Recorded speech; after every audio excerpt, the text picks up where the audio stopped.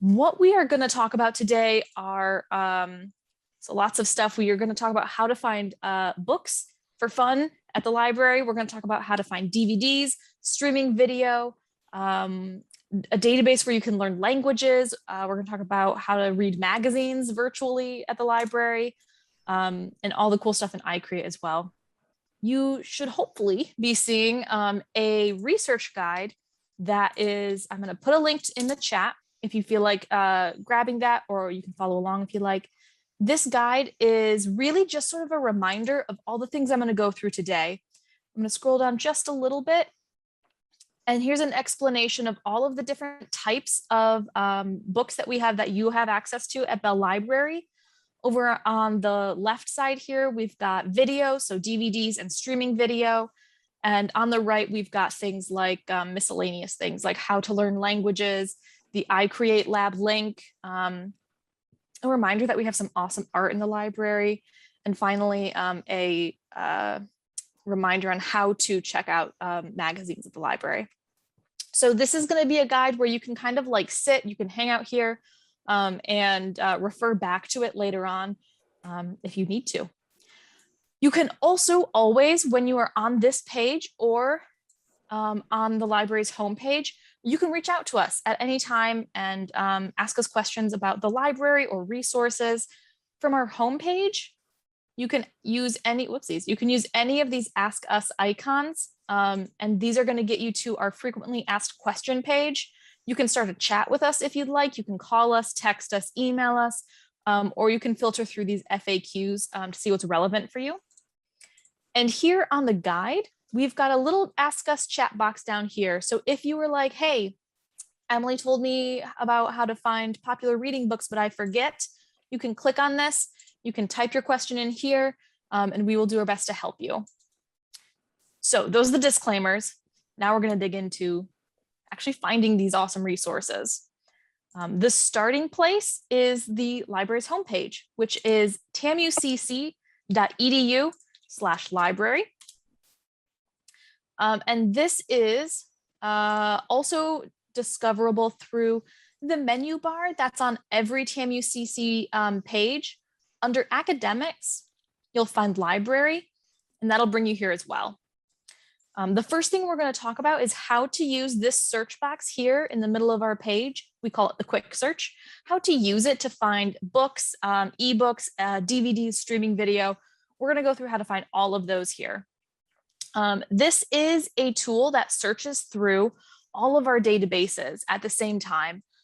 So if you want to look for just books or just DVDs, you have to filter, kind of like how you would filter like an Amazon search. You'd search for like, I want a t-shirt. And then on the left-hand side, you would say, I want a yellow t-shirt. I want a medium. It's sort of the same thing here. So I'm going to go ahead and say, I want, let's say a book, and I want one by Agatha Christie. We're going to search. And here we can see that we have 133,808 results about Agatha Christie. That's obviously not what we're looking for. Too many. And even just skimming through here, looking at these titles, they aren't books by Agatha Christie, so I don't care. So if what we want are books, over here on the left-hand side, we can filter this down to just say books and ebooks. So when I click on this, we're down to 198 results, which is way closer, but we can still see here that these aren't books by Agatha Christie, they're about her. So what I actually want to do is scroll a little further until I find a book by Agatha Christie. Here's The Secret Adversary. You can see right here, see under the title, it is by Christie, Agatha. I'm going to click on her name. And now all of a sudden, I'm only looking at books where Agatha Christie is listed as an author. So the first book here, you can see it's an ebook. If you're looking for ebooks, so those are books that you access fully online. If you only want to look at ebooks, maybe it's over the break, you can't get into the library because we are closed, but you want something to read, you can come over here to the filters and say, I only want Agatha Christie books that are fully online. I want the full text online. And when we check that little filter, here are all of the books, all 14 books that we have by Agatha Christie that are online. I think that's pretty awesome. I have definitely read some books online. We have lots and lots of, gosh, we have so many ebooks. So I recommend you check them out, especially if you don't have access to the physical library. This is a really cool option. To access the book, to read it, you can just click on the title, The Secret Adversary here. And here's the book. I can read it online. It's actually not letting me click that. And I don't know why.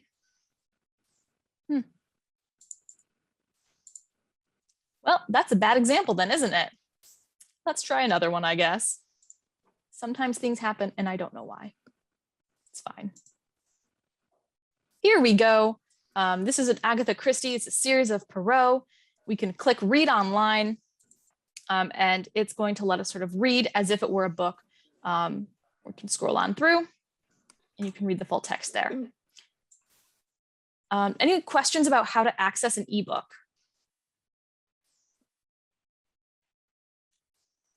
Okay, cool. I am going to show you all then how to find books that are physically in the library.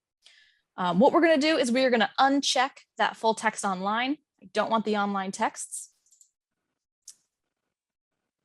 And from here, we can scroll down until one of the filters that pops up is library location. When you want a physical book, like a hard copy of a book, you're going to want to say you want like where you're going to want to say that it's a physical book by checking one of these collections. We have several collections in the library. The main collection is our largest collection. It's up on the second floor. It's the big tall stacks and it's got all sorts of stuff. It's got sort of our scholarly stuff, but it also has lots of literature with which Agatha Christie sort of counts as. We also have a popular reading section that is on our first floor by the circulation desk. And that has sort of like what I think of as like the fun stuff to read. It's got cookbooks, it's got fantasy, it's got graphic novels, it's got young adult fiction, it's got biographies if that's your thing. It's got a lot of horror. There's a lot of Stephen King there. This is a collection that I really enjoy browsing. I recommend you come into the library and just check it out, look at it, see what's appealing to you. But that's what that popular reading is. And lastly, we have a juvenile collection. So these are kids' books. These are also on our second floor. You'll notice when you're looking at our stacks that there are sort of 3 levels. The tallest books, those are the main collection. That's the scholarly stuff. The middle shelves, that's the juvenile collection. And there's a lot of cool stuff in there. So if you are either, enjoying those books, or if you have someone at home who would enjoy those books, you're welcome to check them out. Anyone can check them out. Same with the main collection, same with popular. You are all TAMUCC folk, and therefore you have access to these books. So if we want a book that's, let's say we want a book in the main collection, I'm going to go ahead and check this. And you can check all 3 of those options. I could say I'm also interested in the popular reading books.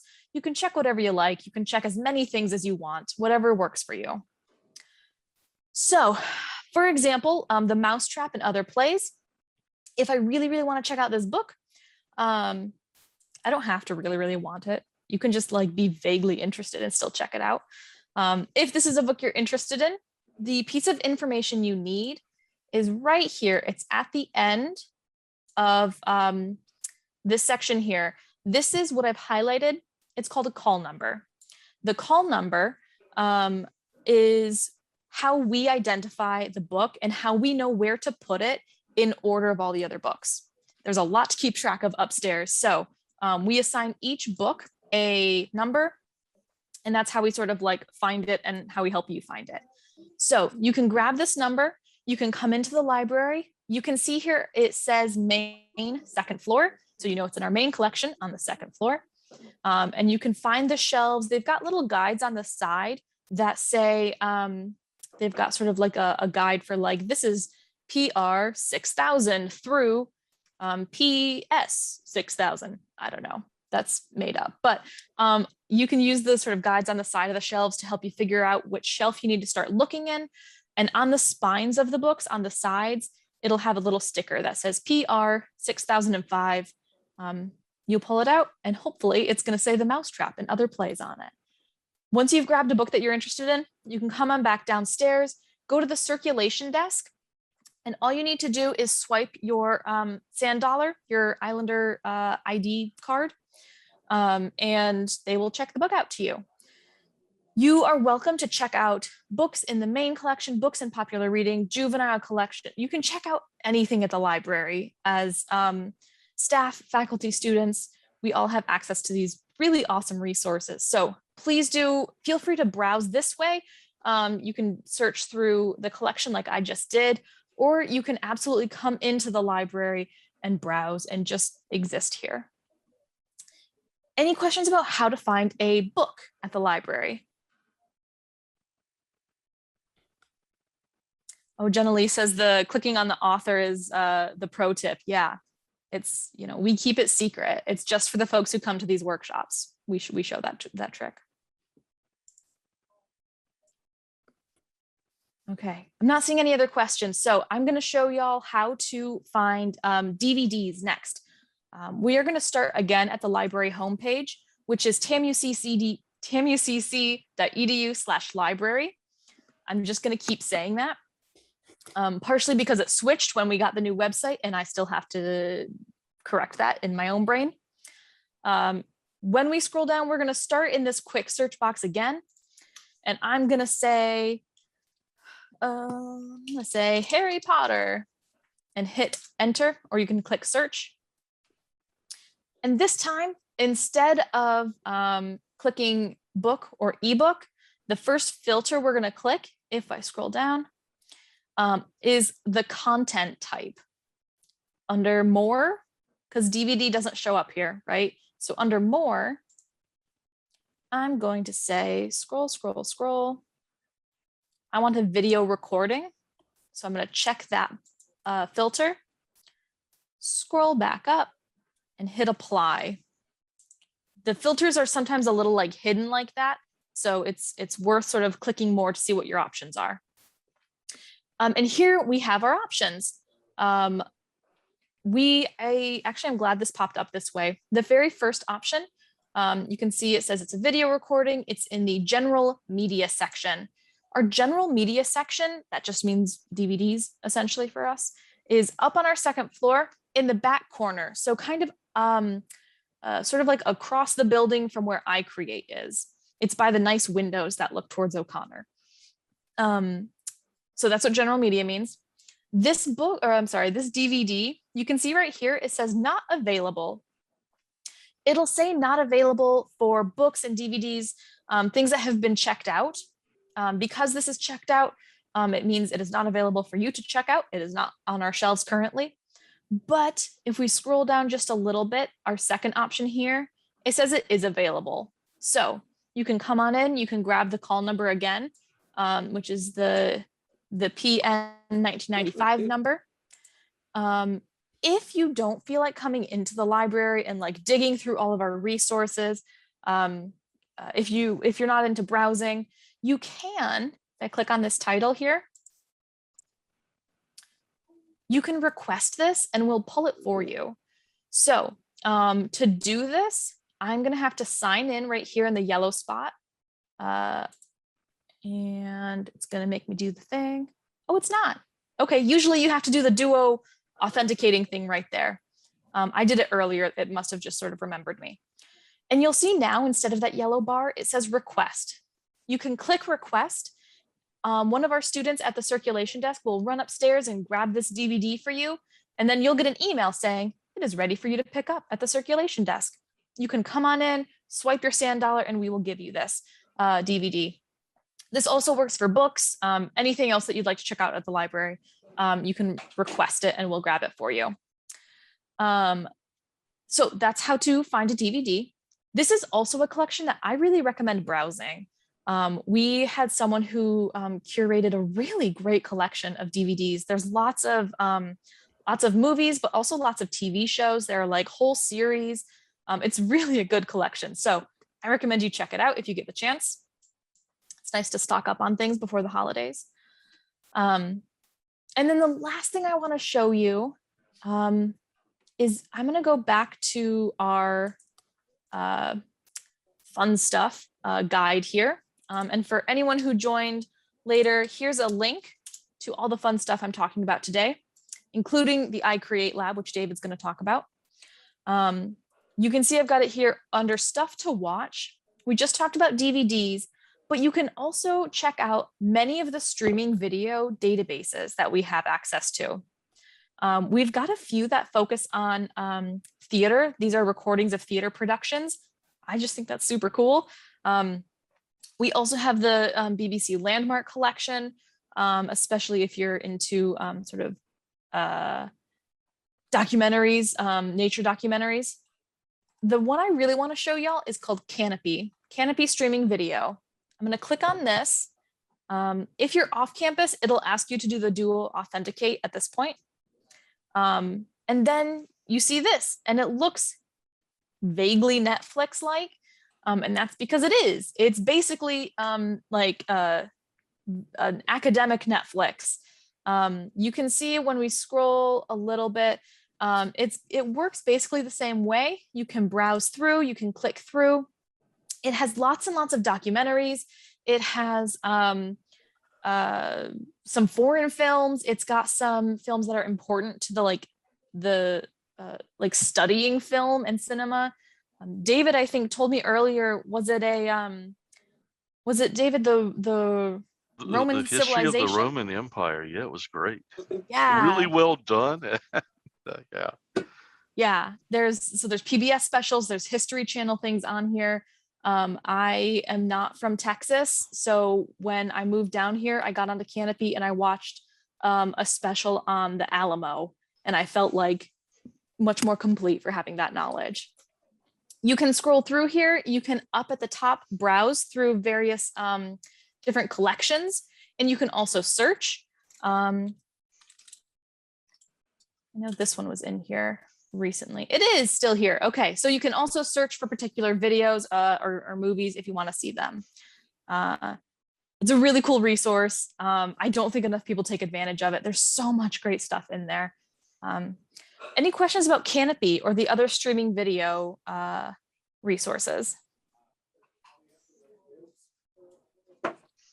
Oof, it's a quiet crowd. Okay, I'm just going to keep going then, but I am keeping an eye on the chat in case anyone's got questions. That was our streaming video. That was how to find DVDs, books, ebooks. The last thing there's two more I want to show you. My bad. We have a database here called Mango Languages. I just wanted to draw y'all's attention to it because it has lots and lots of languages you can choose from. It says here over 70 languages. I think for many folks over New Year's, a resolution is often to learn a new language. So check this out. It is, again, free to y'all, just like all of these resources are. And if we scroll down, still sort of hanging out over here on the right, I've got a plug here for the art in the library. We have rotating galleries coming through. Often they are our BA and MFA students. Sometimes they're community members, but there's so much talent in our community and among our student body. So I just wanted to remind y'all that we have these collections in here regularly. They change pretty frequently. So come on in, check them out at some point. And then actually the last thing I'm going to say is we do have a magazine database where I'm going to click on it. It's called Flipster. And this is a database where you can go to read all of the latest issues of whatever you are interested in. We have all sorts of things. We've got quilting. We've got, if I scroll a little bit here, it's got the New Yorker, it's got Time, it's got the Atlantic, all sorts of things you can scroll through and access here. So you don't have to have your own subscription. You can use this one. If there's anything you want that we don't have, we can get it through something called interlibrary loan. So if you want a book, if you want a DVD, If you want an issue of a magazine, we can see about getting those in for you. Interlibrary loan is run, I think I saw Brent Day here. Yeah, Brent's here. He runs the library's interlibrary loan department and does an incredible job. I always hear really good things about the ILL department. So you are allowed to request fun stuff through interlibrary loan. I'm going to go ahead and click on it here to show you what it looks like. It looks a little different from our other pages. You'll log in with your Island ID and password, same as your email address, same as your dual authenticate. And when you log in, over here on the side, you can see you can request a book or an ebook. You can request a DVD. You can request whatever it is that you're looking for. Fill out some information about it, submit your request, and Brent and his student workers will do their best to get it to you quickly. If you request a physical item like a book or a DVD, it can take a couple weeks to come in, but I think it's always worth it. I sometimes will request things and like in a moment of like inspiration and, motivation. And by the time it comes in, I had forgotten that I did that. And I'm like, oh my gosh, that was a great idea. Look at me go. It's like a little present. It's great. You can also request electronic copies of things, and those come in much, much more quickly. So if you need something immediately, go for an ebook version or an electronic version. Let's see, I think that's all I wanted to mention. Let's see, Jane Marie asks, what's the average amount of time an art collection would be featured in the library? That is a great question. It depends on the time of year. It depends on how much space we have in the library. And it depends on the collection. For example, the CCISD art classes will have a collection in the library for like quite a long time, like several weeks, I believe. Whereas if it's a student who's like graduating, they might have one for just a week or two. Jennifer Anderson just replied. She's the librarian who coordinates the gallery spaces. She says usually 2 weeks. And CCISD is all of March. Awesome. Nori, the newspapers are, let's see. So the magazines, they have the most current editions. The newspapers, we do have, I don't think we're lending out the physical newspapers anymore. They were sort of like a high touch point, so we eliminated them during the pandemic. And I think we're considering now reintroducing them. If you do want to check out some newspapers, you can, for example, let's search for New York Times. Wait, hang on. I got to uncheck video recording. Don't want video recordings in the New York Times. We're going to say New York Times.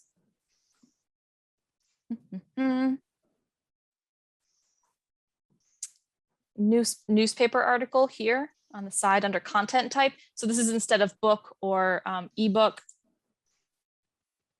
Just where you showed the link for the magazines, did it also say newspapers? It described the newspapers. I don't think Flipster, the database I showed, Yeah. I don't think it has newspapers in it. Okay. But when you do search for a particular newspaper, for example, this is the New York Times Magazine, it tells you right here the date for these articles. And if you want recent ones, you can say here, like, I want them from December 1st of this month to December, whoopsies. Well, that's fine, we'll leave it there. And now you can see all of my results are from December 1st, and they're all from the New York Times. Okay. That's how to search through newspapers. It's a good question. Thank you. Yeah, I'm David Jones. I coordinate the I-Create lab up here. If anybody hasn't been, you're missing out on a lot of fun, hands-on stuff that we do. I'm just going to, even just this first picture, which I didn't take, but all the lamps were made in-house, most of them out of scrap cardboard and Mylar. You see the stickers over to the right that were made on their big printer that a lot of students are making and selling for fun and profit. And then the paper shark above the bulletin board there was this year's Shark Week. We like our Shark Week up here. But let's see. So what is a makerspace? So this is a place we want you to come and do things and make things, see other people make things and be inspired by what they're doing, you know, and then just kind of collaborate and do that kind of stuff, you know, and get into it. So we do hold workshops usually every month during the semester, and you know, so we'll be publishing those shortly just to get you going on maybe something that you haven't tried out or you'd like to try out, or you know. But I'm going to talk about what we do have in here. We have a 60-watt CO2 laser cutter. We do a lot of fun things. It cannot cut glass or metal, but we can etch both of those. Let's see. And here are some projects that were done off the laser cutter. So you can see we do a lot of gifts around Christmas. I think closing after this is going to hurt us a little bit that way, but we'll have students bringing in wine glasses, or staff or faculty, and we can engrave those. Hey, We David, can, yes. I am Oh, it's still not seeing that moving, is it? Oh, it is not. oh, where am I? Looked like it was moving for me.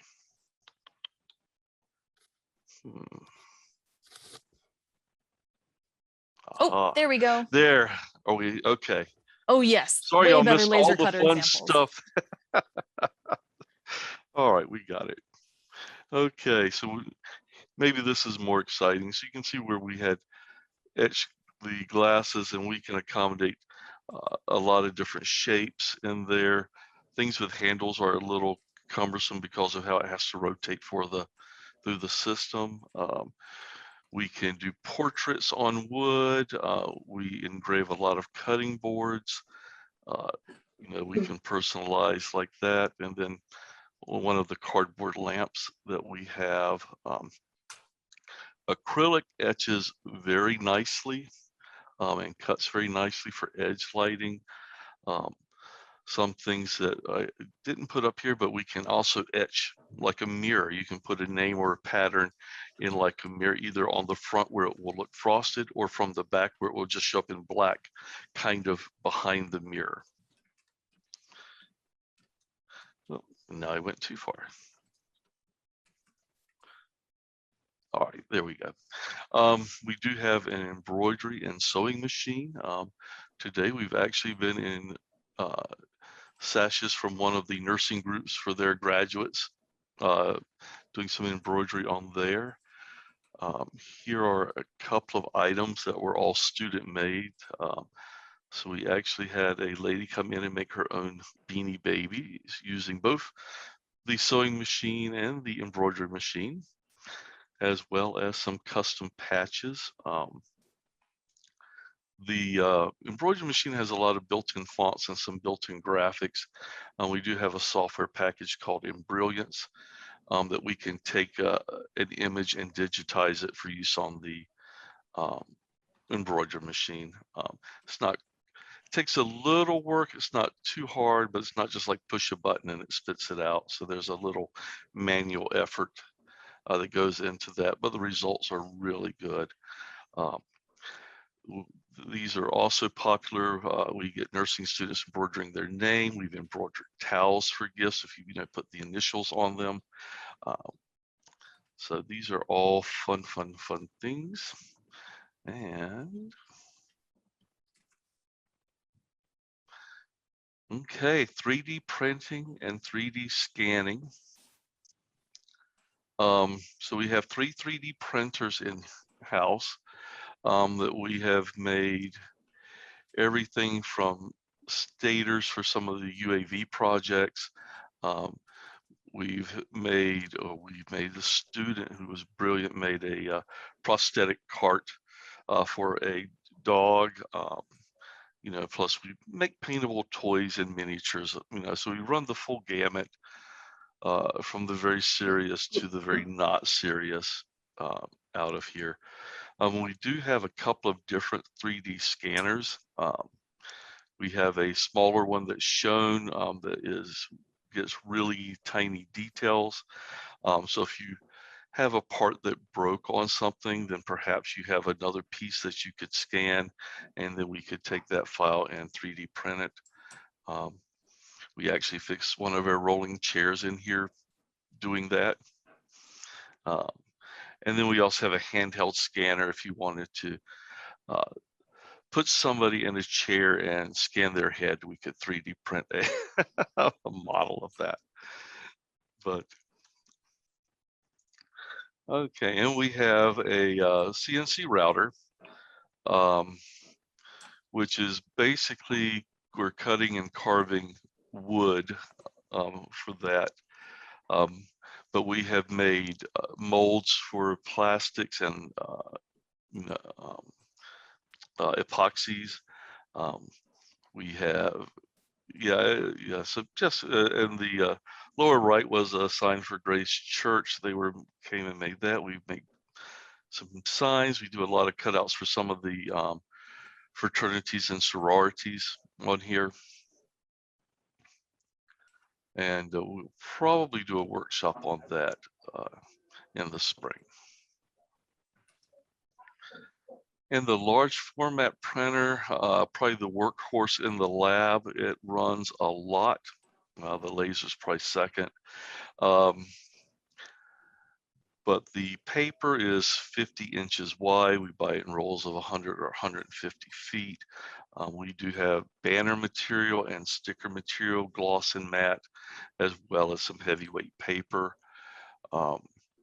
If you're doing conferences, we do conference posters, do a lot of conference posters. And as staff or faculty, the way we charge this is 50 inches wide, and then we charge by the foot after that. So we're $4 a foot. So a conference poster that's the 3 foot by 4 foot would end up being $12.99 after tax, which is going to be a hard deal to beat anywhere for something like that. We do make a lot of stickers from student organizations. We have made some of the posters in the UC that you see. We made those big heads you see on the right, but this gets used quite a bit, and and we do take reservations, so you can make a reservation for any of this equipment. Off of the library's homepage, if you scroll down a little bit, you'll see technology, and the I-Create lab is listed under there. And let's see.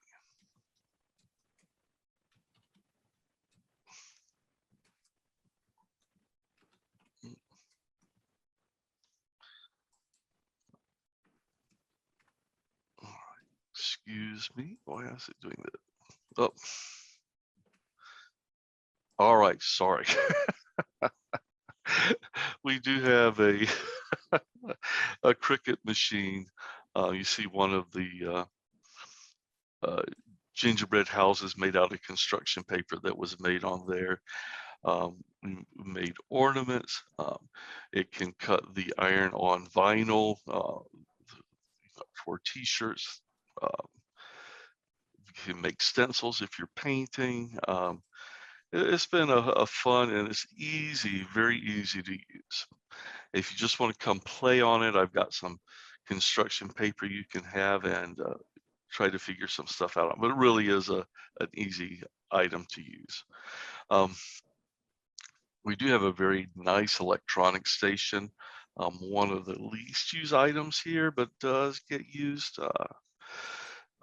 But it has the oscilloscope, a function generator, a rework station, and we have a programmable DC power supply. We also have a Arduino kits. So if you don't know electronics and just would like to, and programming, it's very easy. We've got books you can go kind of step by step and follow along and make lights blink and make noises and just and learn in kind of a fun way. Um, next up is the drawing machine made by one of the art professors. But it's addictive, and it's kind of a fun item that gets used probably every day a little bit. But it's just fun to come here and make something with that. Now, we also have things that we can check out to you. Most of these are 3-day checkouts, but we do have projectors, HDMI projectors. We have speaker systems with a microphone, like for a PA.